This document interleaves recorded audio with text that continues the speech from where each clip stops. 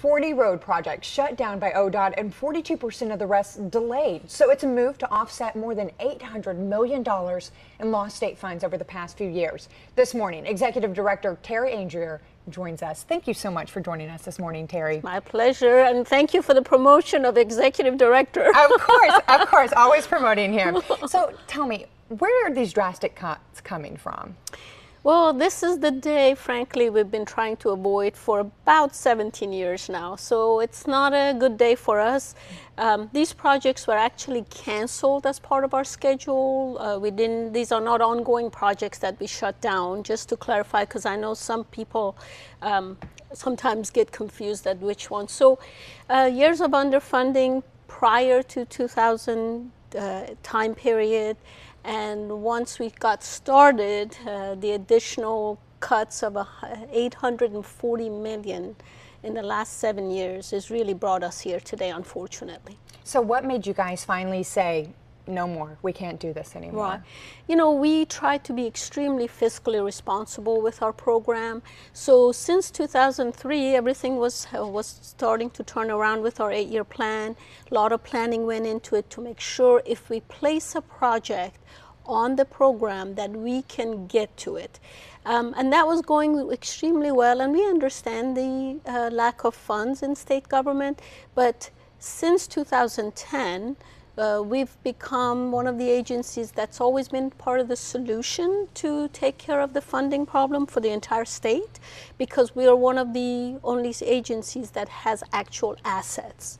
So the legislature has come to us the last 7 years, and either in form of bonds or some type of funding has been able to take cash away from us to solve the problem of state government. And we understand that that cash is no longer there. So we've been in communication with them, and it was no surprise to them, hopefully, because we've been very upfront that we kept delaying projects, but this time it's the first time since 2003 we've had to cancel projects. Goodness, and you know, like you said, we didn't want for you guys to get to this position. And Right. a little bit on that. So the projects that are going on right now, the big projects, those are going to still continue, right? Absolutely. The I-235, I-35, all the projects around the state that was ongoing will continue. And that's the fiscally responsible aspect we talk about.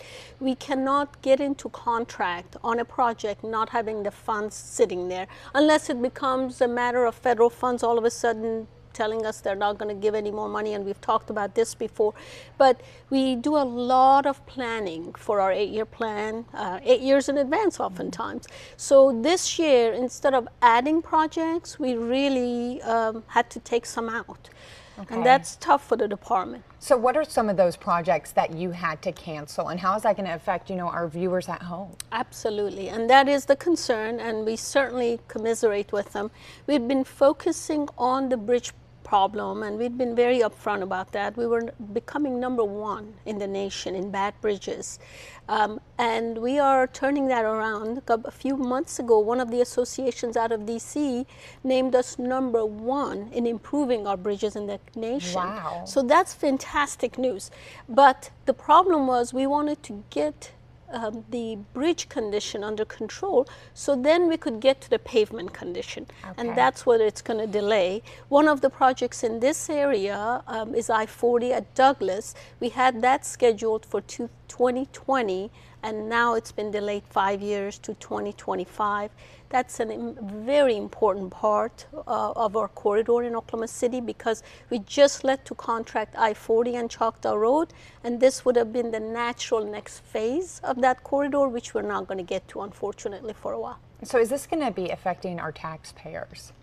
In the sense that they are going to drive possibly on rough roads, as we know, and you know, that is a concern for us. We've always placed the public first, as they have transportation. We thank them. We know that's a priority to them, and we've done everything we can to try and keep this whole. But $840 million, if it doesn't make an impact on our budget, that means we're doing something wrong. So we are so lean that it got to a point where we could no longer just cut overhead. It had to impact projects, unfortunately. Okay, and hopefully, you know, this isn't going to last for long. All right, well, thank you, Terry, so much for Thank joining you us. very